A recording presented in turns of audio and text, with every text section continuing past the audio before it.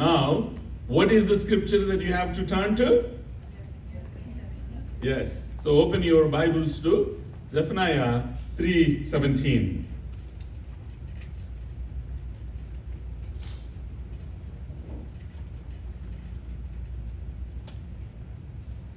So తీసిన వాళ్ళు చదవాలని ప్రోపేట్ మనం చేస్తున్నాను. Then will move on with opening the prayer.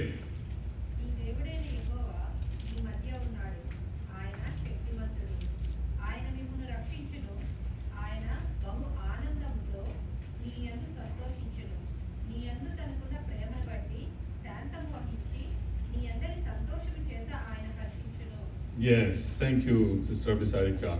నీ దేవుడైన యెహోవా నీ మధ్య ఉన్నాడు, ఆయన శక్తిమంతుడు, ఆయన మిమ్మల్ని రక్షించును, ఆయన బహు ఆనందంతో నీ యందు సంతోషించును, నీ యందు తనకున్న ప్రేమను బట్టి శాంతము వహించి నీ యందలి సంతోషము చేత ఆయన హర్షించును.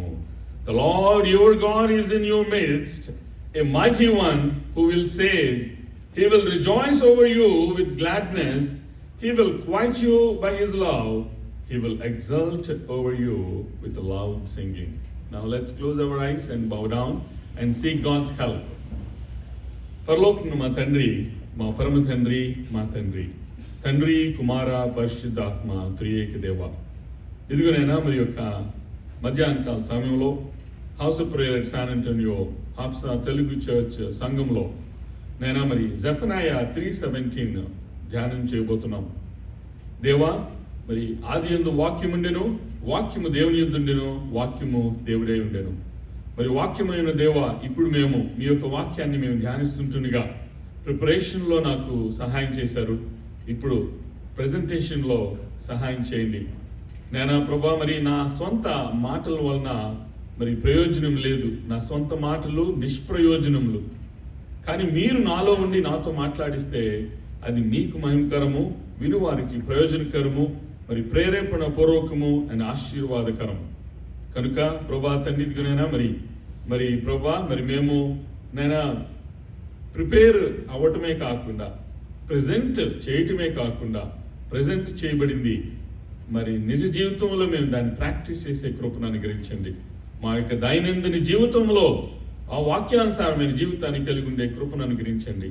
మరి మా హృదయ ధ్యానములు, తలంపులు, నోటి మాటలు మీకు అంగీకారములుగా ఉండేలాగిన సహాయం చేయమని మమ్మల్ని మిక్కిలిగా ప్రేమించిన క్రీస్తు పేరట అతి మిక్కిలి తోడుకొని ప్రార్థిస్తున్నాం మా పరమ తండ్రి, ఆమేన్. మరి యొక్క సమయంలో మరి యొక్క వాక్యాన్ని మనం ధ్యానం చేస్తున్నాం. మరి who said to home,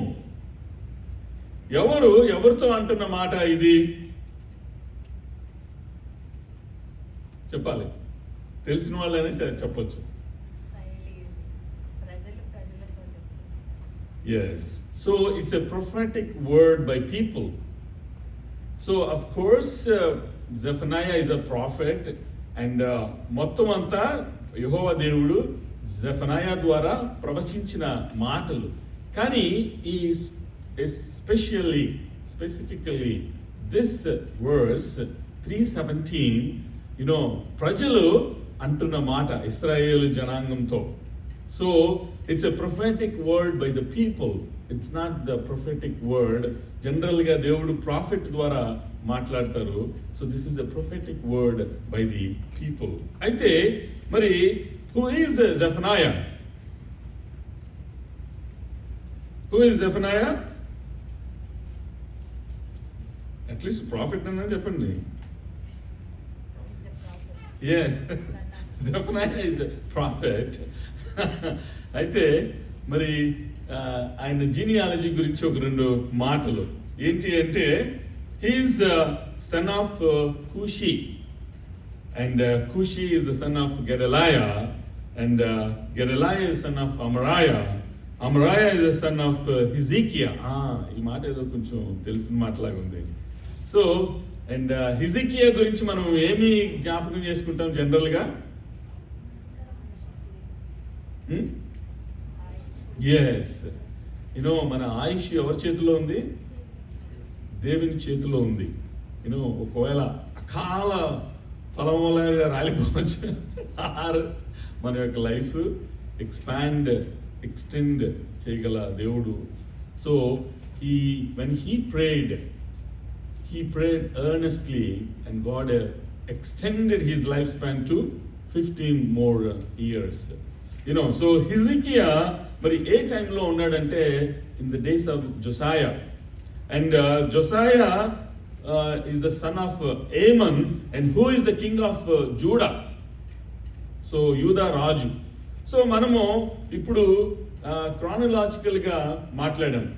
so అదే కానీ రివర్స్ క్రానలాజికల్ ఆర్ నార్మల్ వేలో మనం ఆ జీనియాలజీ గురించి మాట్లాడుకుంటే, సో అక్కడ యూదా రాజు అయిన జొసాయా టైంలో అక్కడ మరి యూదా రాజు అయిన ఏమన్ ఉన్నాడు. ఆయన టైంలో జొసాయా ఉన్నాడు. అండ్ జొసాయా మరి ఆ టైంలో హిజీకియా ఉన్నాడు. అండ్ హిజీకియా మరి యొక్క ఫాదరు అమరాయ ఫాదరు గెడలాయ ఫాదరు కూషి. అండ్ కూషి ఎవరు ఫాదరు? జెఫనాయ. సో ఆయన మరి సో ఈ యొక్క జెఫనాయాకు తండ్రి Cushi. So that is about the genealogy. అయితే ఇందాక మనం మాట్లాడుకుంటున్నాం హూ సెడ్ టు హూమ్ అన్నప్పుడు ఎవరితో అన్నారు? Yes, so it's a prophetic word by the people to Israelites. So మరి ఈ యొక్క సమయంలో మనము ఈ యొక్క 17th వర్స్ని మనం మెడిటేట్ చేస్తున్నాం. అండ్ 14th వర్స్ని మనం చూస్తే అక్కడ ఓ డాటర్ ఆఫ్ జయాన్. మనకి యాక్చువల్గా ఒక ప్రదేశం గురించి కానీ దేశం గురించి కానీ ఎవరైనా సంబోధించేటప్పుడు, especially back in the days, అక్కడ ఏమని సంబోధిస్తారు అంటే దేశం గురించి మాట్లాడేటప్పుడు కుమారుడా, ఇశ్రాయేలు కుమార్తె ఆర్ సియోను కుమార్తె, రైట్? సో ఈవెన్ పెద్ద పెద్ద షిప్స్ లాంటి టైటానిక్ షిప్ ని కూడా వాళ్ళు సంబోధించినప్పుడు he is big and she. So she is big, she is humongous అని చెప్పి క్యాప్టెన్ షిప్ ని షీ అంటాడు. సో ఇక్కడ మరి ఒక 14th verse is basically, O daughter of Zion, citizens of God's holy city, the heavenly Jerusalem and the church అని చెప్పి అక్కడ రాయబడింది. యెరూషలేముకి ఆ యొక్క పేరు ఎట్లాగా వచ్చింది అని ఒక దైవజనుడు మాట్లాడుతూ ఆయన చెప్పిన సంగతి ఏంటి అంటే, మనకి అబ్రహాము మరి ఇస్సాకుని బలి ఇచ్చేటప్పుడు ఆ మోరియా పర్వతానికి వెళ్ళి అక్కడ మరి తన ఎప్పుడైతే ఆయన ఫెయిత్ టెస్ట్ చేయబడిందో, ఆ జర్నీ అంతటిలోకి కంటే ప్రధానమైన ఘట్టము, ప్రాముఖ్యమైన విషయం ఏంటి అంటే తన లేకగా పుట్టిన కుమారుణ్ణి కూడా బలి ఇవ్వటానికి వెనకాడలేదు. And that is the time God was pleased with Abraham. That is the time. ఎప్పుడైతే తన కుమారుణ్ణి తీసుకుని వెళ్తున్నప్పుడు కంటే మరి అన్ని కట్టెలు ఎవ్రీథింగ్ రెడీగా పెట్టుకొని ఆ యొక్క గాడితో ఆ మోరియా పర్వతానికి వెళ్తున్నప్పుడు కంటే, ఆయన ఇస్సాకుని ఆ కట్టెల మీద పేర్చినప్పుడు కంటే, ఎప్పుడైతే ఆయన వరలో నుంచి కత్తి తీసి ఇస్సాకును మరి బలి ఇవ్వటానికి సిద్ధమయ్యాడో, అబ్రహామా ఆగు, నువ్వు తీసిన కత్తి నీ వరలో పెట్టు, అక్కడ there is a ram in the thickest, దానిని మరి ఇస్సాకు బదులుగా బలి ఇవ్వు అన్నాడు. అప్పుడు అబ్రహాం ఒక మాట అంటాడు, ఏమని? జెహోవా జైరే, యెహోవా ఈరే. అంటే దాని అర్థం ఏంటి? యెహోవాయే చూచుకొనును. సో అండ్ దెన్ ఆ టైంలో అక్కడ కింద ఒక రాజు ఉండేవాడు. ఆ రాజు పేరు షాలేము రాజు. సో యెహోవా ఈరే షాలేం, ఈరే Shalem, Jerusalem. That is how Jerusalem name came up. And ఇక్కడ 14th verse చూస్తే, O daughter of Zion, citizens of God's holy city, the heavenly Jerusalem and the church అని చెప్పి ఇక్కడ మరి 14th verse మనకి జ్ఞాపకం చేస్తుంది. మరి ఎవరైనా 14th verse చదువుతారా?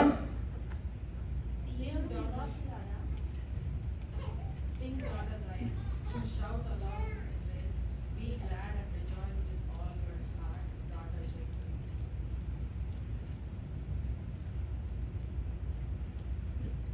Yes, thank you, sister. So 14th verse మనము చూస్తే, sing aloud, O daughter of Zion. Shout, O Israel. Rejoice and exult with all your heart, O daughter of Jerusalem.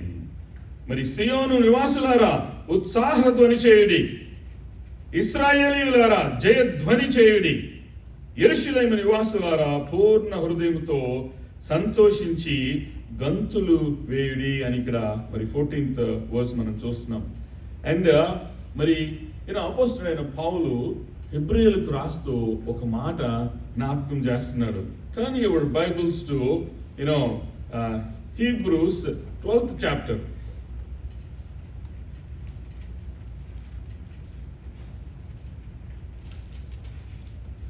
Hebrews 12th chapter లో మరి 22వ వచనాన్ని మనం చూస్తే, but you have come to Mount Zion and to the city of the living God, the heavenly Jerusalem, and to innumerable angels in festal gathering.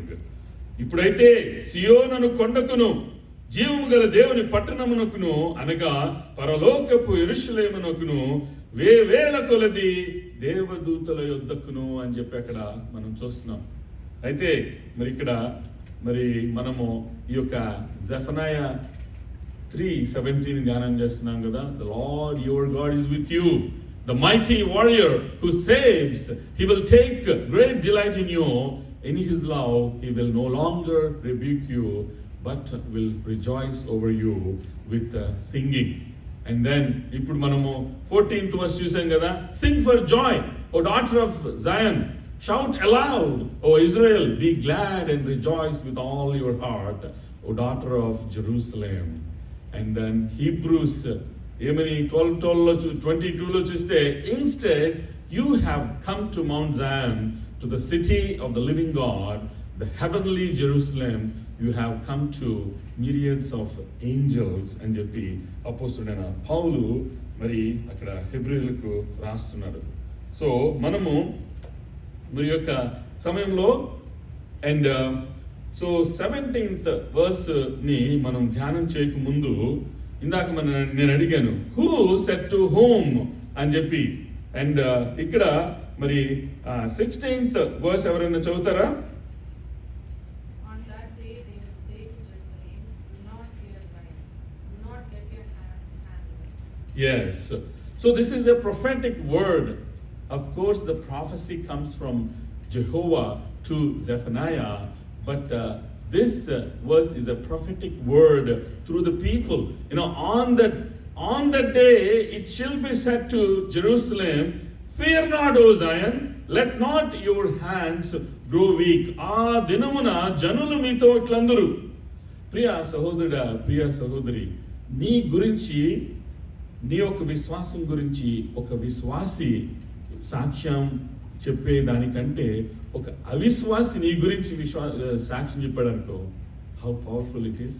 ఒక non Christian, ఫలానా వ్యక్తి ఎంత prayerful తెలుసా, ఫలానా వ్యక్తి ప్రార్థన చేస్తే అద్భుతాలు జరిగితే తెలుసా అని ఒక నాన్ క్రిస్టియన్, ఒక నాన్ బిలీవర్ నీ గురించి ఇంకొకరికి నువ్వు లేనప్పుడు సాక్ష్యం చెప్తున్నాడు అనుకో, that is a powerful testimony.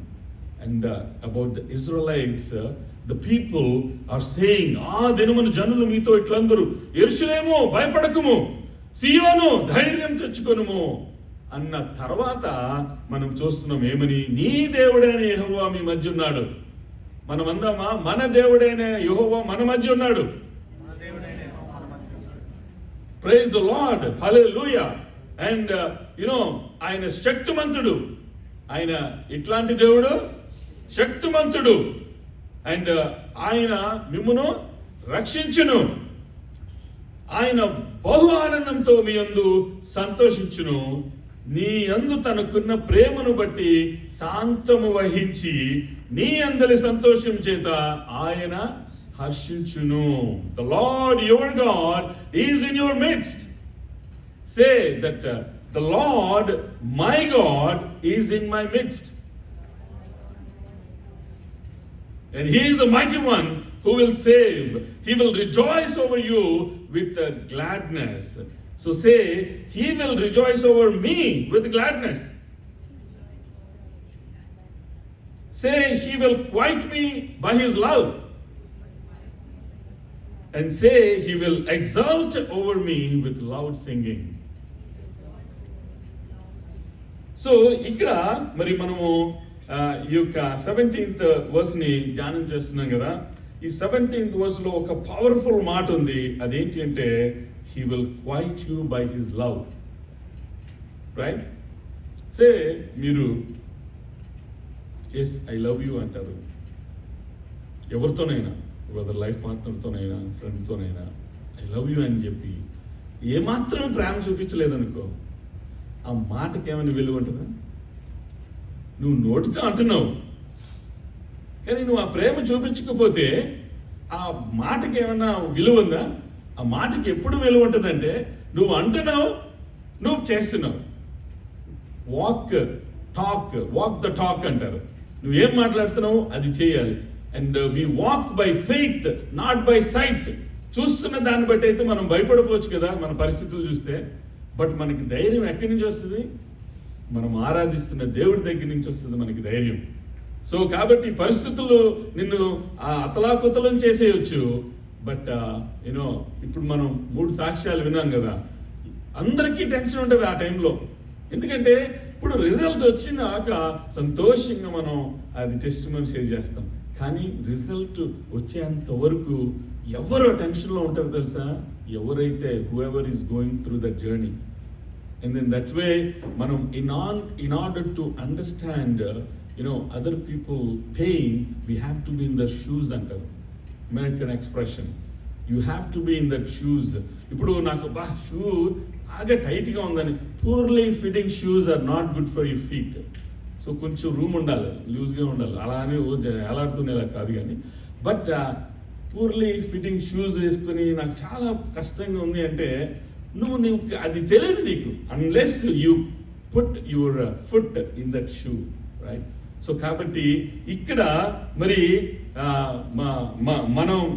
మనం దేన్ని బట్టి మనం సంతోషించాలి అంటే, ఈ యొక్క 17th వర్స్లో he will quiet you by his love.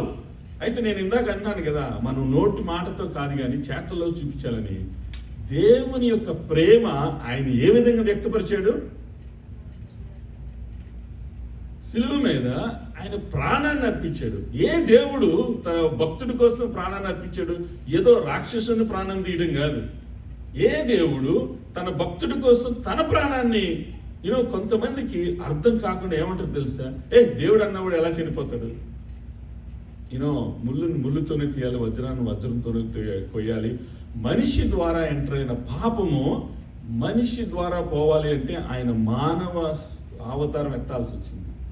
So నరావతారుడుగా ఆయన రావాల్సి వచ్చింది, కారణ జన్ముడిగా రావాల్సి వచ్చింది. మరి ఆయన దేవుడిగా ఉంటే చనిపోడు, హీ కెనాట్ డై. బట్ ఆయన మానవుడిగా రావాలంటే ఎట్లాగా? మరి జోసెఫ్ అండ్ మరియా ద్వారా పుడితే ఇంకొక మానవుడు పుడతాడు. ఎందుకని ఆయన పరిశుద్ధాత్మ ద్వారా గర్భం ధరించి. మెడికల్ సైన్స్ ప్రకారము ఒక స్త్రీ పురుష కలవకుండా మరి అక్కడ ovulation జరుగుద్దా? If there is no ovulation, then there is no fertilization. And if there is no fertilization, then there is no conception. కానీ పరిశుద్ధాత్మ ద్వారా ఆయన గర్భం ధరించి నీవు నేను పొందాల్సిన శిక్షణ ఆయన పొంది, ఆయన ప్రేమను ఏ విధంగా వ్యక్తం చేశారు అంటే, ఆయన ప్రాణాన్ని కూడా పణంగా పెట్టారు నీ కోసం నా కోసం. And that is the love. Only నోటి మాటతో అనడం కాదు, ఆయన చూపించిన ప్రేమ. మరి దేవుని ప్రేమ గురించి నువ్వు నాకు ఒక్క మాటలో చెప్పాయా, కట్టే కొట్టే తెచ్చేలాగా ఒక్క మాటలో చెప్పు అని అంటే, ఆది కాండం నుంచి ప్రకటన గ్రంథం వరకు ఏ వాక్యం నువ్వు చూపిస్తావు?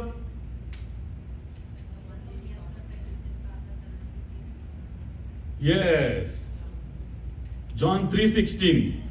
దానికి ముందుగా మనం ఇక్కడ 15లో ఏం చదివాం? The Lord has taken your punishment and he has turned back your enemy, Israel's king. The Lord is among you. no longer will fear you any harm అని చెప్పి మనం 15th verse మనం చదివాం. అయితే మరి ఇక్కడ Romans 8:33లో who will bring any charge against God's elect, it is God who justifies అని అపోస్తలుడైన పౌలు రోమీయులకు రాస్తూ 8:33లో ఆ మాట ఉంది. సో ముందుగా మనము యాక్చువల్గా మరి ఇందాక మనం ఏం మాట్లాడుకున్నాం అంటే 15th verseలో judgments against you the Lord has removed every legal accusation against his people and that's what Romans 8:33 reminds us. Who will bring any charge against God's elect? It is God who justifies. And మరి quite you by his love అన్న మాటని మనము John 3:16లో మనం చూస్తాం. John 3:16లో చూడక ముందుగా మరలా మన యొక్క వాక్య ధ్యానము Zephaniah 3:17లో చూస్తే the Lord your God is with you, the mighty warrior who saves you. He will take great delight in you. In his love he will no longer rebuke you, but will rejoice over you with singing. నా దేవుడు నా పట్ల ఆయన ప్రేమ చూపించడం మానేశాడు. నన్ను ఒకవేళ ఈ ఆపదల ద్వారా నన్ను గద్దిస్తున్నాడు, మేబీ నేను చేసిన అపరాధాల ద్వారా నేను శిక్ష పొందుతున్నానేమో అని చెప్పి నువ్వు అనుకుంటున్నావేమో. బట్ నువ్వు తప్పు చేసిన దేవుడు అదే ప్రేమ చూపించగలడు. నువ్వు మంచి పని చేసినావు కూడా అదే దేవుడు. ఆయన ప్రేమలో వ్యత్యాసం ఉండదు. మన ఇమాజినేషన్లో, మన అండర్స్టాండింగ్లో, మన ఇంటర్ప్రిటేషన్లో ఇది నాకు ఇలా జరిగిందంటే మేబీ దేవుడు నన్ను శిక్షిస్తున్నాడేమో. First thing God will show his love and then even after he's showing his love, if you're still going astray, then he will correct you, he will chastise you to bring you back to the right track. మరి గొర్రెల కాపరి మరి ఒక గొర్రె ఎప్పుడైనా తప్పించుకొని కిందకి వెళ్తా ఉంటే ఆయన ఏం చేశాడంటే దుడ్డు కర్ర దండము. దుడ్డు కర్ర ఏంటంటే ఒకటేయటానికి, ఒకటేసిన తర్వాత సెట్ అవుద్ది. సెట్ అయిన తర్వాత మళ్ళా నడుస్తూ మెయిన్ ట్రాక్లో వెళ్తుంటే ఓకే, మరలా ఇంకొకసారి తప్పిపోతా ఉంటే ఏం చేస్తూ ఉంటాడు, మొదటగా దుడ్డు కర్రతో కొట్టక ముందు దండంతో లాగుతాడు. పడిపోతుంటే కాలంలో నుంచి దేవుడు దండంతో లాగుతాడు. మళ్ళా మరి మాట వినకపోతే ఒక దెబ్బేస్తాడు. అది ఇరిగిందనుకో మెడలో వేసుకుంటాడు. సో దేవుడు నిన్ను మెడలో వేసుకునేంత పరిస్థితి వరకు తెచ్చుకోకు ప్రియ సహోదరుడా, ప్రియ సహోదరి. దేవుడు ఒకవేళ ఆ దండంతో లాగుతున్నాడా, దట్స్ ఇట్. నువ్వు చేస్తున్న పనులకి దండం పెట్టేసి, నువ్వు మరి ఒకవేళ మళ్ళా ఇంకొకటి దుడ్డు కర్రతో వేసాడా, దట్స్ ఇట్. మళ్ళా ఇంకొక ఛాన్స్ ఇవ్వకపోతే ఆ దుడ్డు కర్రతోనే సెట్ అయిపో. లేదు అంటే దేవుడు దుడ్డు కర్రతో ఒకటి వేసినాక ఇరిగిన తర్వాత మెడలో వేసుకుంటాడు. That is how God shows his love. Now మరి ఆది కాండం నుంచి ప్రకటన గ్రంథం వరకు దేవుని యొక్క ప్రేమ గురించి ఒక్క మాటలో చెప్పు అని ఒకవేళ ఒక అవిశ్వాసతో నువ్వు చెప్పాలి అంటే, ఒక నాన్ బిలీవర్తో చెప్పాలి అంటే, John 3:16 is more than enough. For God so loved the world. ఆయన ఇంత అంతా కాదు చేసిన ప్రేమ, ఆయన ఎంతో ప్రేమించాడు కాబట్టి. For God so loved the world that he gave his only begotten son, that whoever believes in him should not perish but have eternal everlasting life. దేవుడు ప్రేమామయుడు అని మాటలతో కాకుండా దేవుడు ఆయన చేతులతో చూపించాడు. సో సేమ్ మనం కూడా మన లైఫ్ పార్ట్నర్ని ఐ లవ్ యూ హనీ అని చెప్పి ఏమాత్రం యాక్షన్స్లో లేనప్పుడు ఏం ఉపయోగం దానివల్ల? ఒకరోజు this is little irrelevant, but ఒక నైబర్హుడ్లో కల్డిసాక్లో ఒక 50th యానివర్సరీ జరుపుకున్న ఒక ఓల్డర్ కపుల్ ఉన్నారు. And then first wedding anniversary జరుపుకున్న ఒక యంగర్ కపుల్ ఉన్నారు. అయితే ఈ ఓల్డర్ కపుల్లో ఈ పెద్ద ఆయన ఎప్పుడు చక్కగా డోర్ ఓపెన్ చేసి కమాన్ హనీ అని చెప్పి చేతితో పట్టుకొని మెయిన్ డోర్ దగ్గర వరకు తీసుకెళ్ళి అక్కడ మెయిన్ డోర్ ఓపెన్ చేసి తను లోపలికి వెళ్ళిన తర్వాత అప్పుడు కారు పార్క్ చేసుకొని లోపలికి వెళ్తూ ఉంటాడంట. అక్కడ యంగర్ కపుల్లో వైఫ్ ఎప్పుడో వాళ్ళని చూస్తూ, ఇంత ప్రేమ చూసావా, 50th యానివర్సరీ అయింది, మనకు ఓన్లీ ఫస్ట్ యానివర్సరీ అయింది, ఏమాత్రం ఎప్పుడైనా నన్ను హనీ అన్నావా అని చెప్పంటే అప్పుడు ఆయన దగ్గరికి వెళ్ళి ఒక రోజు అడిగాడంట, మీరు ఇన్ని ఇయర్స్ అయిన తర్వాత కూడా 50th యానివర్సరీ జరిగినా కూడా ఇంకా హనీ హనీ అంటున్నారు, ఏంటి సీక్రెట్ అని. అంటే నేను యాక్చువల్లీ చెప్పాలనుకుంటుంది దీనికి లిటిల్ ట్విస్ట్, చిన్న డిఫరెన్స్ ఉంది, మీరు ఏమి రిలవెంట్ అనుకోవచ్చేమో. బట్ ఆయన చెప్పింది ఏంటి అంటే, ఇంకా కూడా ఎందుకు మీరు హనీ హనీ అంటున్నారంటే పక్కకి పిలిచి యాక్చువల్లీ ఫర్గాట్ హర్ నేమ్ అన్నాడంట. అంటే ఆయన ఏంటంటే పేరు మర్చిపోయినందుకు హనీ అంటే పోద్ది కదా అని చెప్పి అని అంటున్నాడంట. But that's different topic. But దేవుడు ఆయన యొక్క ప్రేమను ఆయన వ్యక్తం చేసింది యాక్షన్స్లో.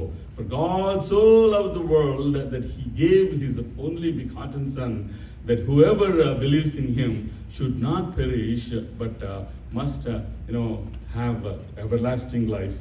అయితే మరి ఇక్కడ మరి he will quiet you by his love.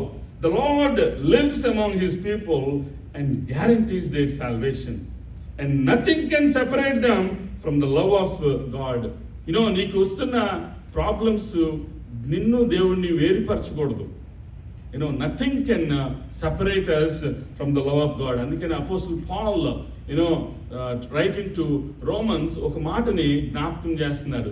ఏంటి అంటే I am convinced that nothing can ever separate us from God's love. So let's say nothing can ever separate me from God's love. Let's all say that. Nothing can ever separate me from God's love, which Christ Jesus our Lord shows us. And చివరిగా ఇంకొక మాటను జ్ఞాపకం చేస్తున్నాడు అపోస్తలుడైన పౌలు రోమీయులకు రాస్తూ. 39లో ఏముంది తెలుసా? 39లో ఏమంటున్నాడంటే, neither height Nar depth nor anything else in all creation will be able to separate us from the love of God that is in Christ Jesus our Lord. ఏదైనా నిన్ను ఆయన్ని సెపరేట్ చేయటానికి వస్తే that comes from evil, not from God. Nothing, neither height nor depth nor anything else in all creation will be able to separate us from the love of God that is in Christ Jesus for our Lord. Zephaniah, he urged God's people to fear no evil, but instead to rejoice over their coming salvation. Fear may hinder us from the witnessing of God's love and mercy. మనము ప్రతిదానికి భయపడుతుంటాం కదా. అందుకనే దేవుడు మరి 366 సార్లు, not even 365 but 366 times it says fear not. ఎందుకంటే మరి మనకి ఎవ్రీ డే ఆ ఒక మాటను జ్ఞాపకం చేసుకున్న, even the leap year also that we can remember on February 29th that you and I should not fear for anything. So మరి ఇక్కడ fear may hinder us from witnessing of God's love and mercy. And sometimes testimony share చేయడానికి fear ఉంటుంది. అమ్మో, నేను అందరితో నలుగురు ముందు నేను మాట్లాడలేను అని చెప్పి ఫియర్ ఉంటే, ఆ ఫియర్ వల్ల నువ్వు ఆగిపోయావు అనుకో, మరి నువ్వు ఎదుటి యొక్క విశ్వాసాన్ని, ఎదుటి యొక్క విశ్వాసాన్ని నువ్వు ఎట్లాగా ఇంక్రీజ్ చేయగలుగుతావు? సమ్టైమ్స్ సాంగ్ పాడిన ద్వారా కూడా ఎదుటి వాళ్ళని ప్రేరేపింపజేయచ్చు. కానీ ఒక్కొక్కసారి సాక్ష్యాన్ని పంచుకోవడానికి మనము లేవాలి అనుకుంటే అపవాది ఏం చేస్తారు? పెద్ద టెస్టిమనీ, దానివల్ల ఎవరు ఏమి ఎంకరేజ్ చేయబడతారు, అవసరమా, డిస్కరేజ్ చేస్తాడు. అప్పుడు మనం ఆగిపోతాం. కానీ నువ్వు టెస్టిమనీ షేర్ చేయడం ద్వారా ఎదుటి వాళ్ళ యొక్క విశ్వాసాన్ని నువ్వు పెంపొందింప చేస్తున్నావు. సో ఇక్కడ fear may hinder us from witnessing God's love and mercy, And God has redeemed us in Christ.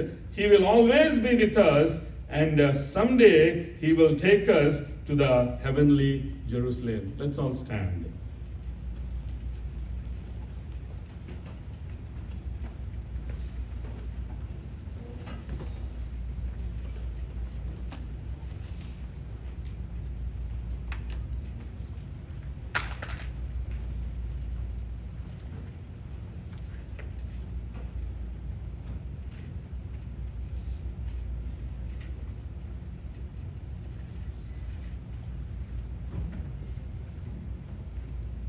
వాక్యాన్ని విన్న నీవు నీ యొక్క క్వైట్ వాయిస్తో దేవునితో మాట్లాడు. దేవా యొక్క విన్న వాక్యము ఒకవేళ నువ్వు నాకే అందిస్తే, నీ యొక్క హృదయాన్ని గుచ్చుకుంటే, yes, God is talking to you. God spoke with you through the word, not through a person, but God speaks through the word of God. మరి Galatians, actually Romans 8:35 మనం చూసాం కదా. Who shall separate us from the love of Christ? Shall trouble or hardship or persecution or famine or nakedness or danger or sword? క్రీస్తు ప్రేమ నుండి మనల్ని ఎడబాపు వాడెవడు? శ్రమ అయినను, బాధ అయినను, హింస అయినను, కరువైనను, వస్త్రహీనత అయినను, ఉపద్రవమైనను, ఖడ్గమైనను మనల్ని ఎడబాపునా. And Apostle Paul, writing to Galatians, he says, I am crucified with Christ. Nevertheless I live, yet not I, but Christ liveth in me. నేను క్రీస్తుతో కూడా సిలువ వేయబడి ఉన్నాను. ఇకను జీవించువాడును నేను కాను, క్రీస్తే నా యందు జీవించుచున్నాడు. And Apostle Paul, writing to Philippians, he says in 1:21, for me to live is Christ and to die is gain. So మరి నా మట్టుకైతే బ్రతుకుట క్రీస్తే, చావైతే లాభం. నేను ఒక కీర్తన పాడుతుంటుండగా, please do your prayer. Talk to God. God may talk to you during this time, and whatever that you learned in this 30 minutes, and then express and confess, and then talk to and speak to the Lord. నీ ప్రేమలో నుండి నన్ను ఎడబాపు వారెవరు? నీ ప్రేమలో నుండి నన్ను ఎడబాపు వారెవరు? శ్రమలైనను, శత్రువైనను, శ్రమలైనను, శత్రువైనను, నిన్ను నన్ను వేరు చేయలేవు, నిన్ను నన్ను వేరు చేయలేవు. యేసయ్యా, యేసయ్యా, నేనుండలేనయ్యా, యేసయ్యా, యేసయ్యా, నేనుండలేనయ్యా, క్షణమైన నీవు లేక నేనుండలేనయ్యా, క్షణమైన నీవు లేక నేనుండలేనయ్యా, నీ ప్రేమలో నుండి నన్ను ఎడబాపు వారెవరు? నీ చిత్తం చేయుటయే నాకు ఆనందం, నీ ప్రతి మాటకు లోబడి ఉంటాను. నీ చిత్తం చేయుటయే నాకు ఆనందం, నీ ప్రతి మాటకు లోబడి ఉంటాను. ఏమిచ్చినా నీకు స్తోత్రాలే, ఏమీయకపోయినను వందనాలే. ఏమిచ్చినా నీకు స్తోత్రాలే, ఏమీయకపోయినను వందనాలే. యేసయ్యా, యేసయ్యా, నేనుండలేనయ్యా, యేసయ్యా, యేసయ్యా, నేనుండలేనయ్యా, నేనుండలేనయ్యా, క్షణమైన నీవు లేక నేనుండలేనయ్యా, క్షణమైన నీవు లేక నేనుండలేనయ్యా, నీ ప్రేమలో నుండి నన్ను ఎడబాపు వారెవరు? జీవించుచున్నది నేను కాను, క్రీస్తేసే నాలో జీవిస్తున్నాడు. జీవించుచున్నది నేను కాను, క్రీస్తేసే నాలో జీవిస్తున్నాడు. నా మట్టుకైతే బ్రతుకుట క్రీస్తే, చావైనను నాకు అది లాభమే. నా మట్టుకైతే బ్రతుకుట క్రీస్తే, చావైనను నాకు అది లాభమే. యేసయ్యా యేసయ్యా నేనుండలేనయ్యా, అందరూ కలిసి పాడదామా? యేసయ్యా యేసయ్యా నేనుండలేనయ్యా, క్షణమైన నీవు లేక నేనుండలేనయ్యా, క్షణమైన నీవు లేక నేనుండలేనయ్యా, నీ ప్రేమలో నుండి నన్ను ఎడబాపు వారెవరు? నీ ప్రేమలో నుండి నన్ను ఎడబాపు వారెవరు? సకలాశీర్వాదాలకు కారణభూతుడా మా పరలోకపు తండ్రి, తండ్రి కుమార పరిశుద్ధాత్మ త్రియేక దేవ, ఇదిగోనైనా జెఫనాయా 3:17 ద్వారా మీరు మాతో మాట్లాడి ఉన్నారు ప్రభాతం. ఇదిగోనైనా మరి మేము వినువారు మాత్రమే కాకుండా నాయనా ప్రభాతండి నైనా మరి విన్న వాక్యాన్ని మా యొక్క దైనందిన జీవితంలో దాన్ని అవలంబించే కృపను అనుగ్రహించండి. నేను ప్రభాతండి నైనా విన్న వాక్యము నీరు కట్టి ఫలింపజేసి అది నూరంతలుగా ఫలించే కృపను అనుగ్రహించండి. మరి ప్రభాతండి మరి యొక్క సమయంలో నాయనా తండ్రి ఈ కొద్ది ప్రార్థన విజ్ఞాపనలు కృతజ్ఞతాస్తుతులు మీకు పాసనది చేర్చుకోమని మమ్మల్ని మిక్కిలిగా ప్రేమించిన క్రీస్తు పేరట అతి మిక్కిలిగా తోడుకొని ప్రార్థిస్తున్నాము పరమ తండ్రి. ఆమేన్. Please be seated.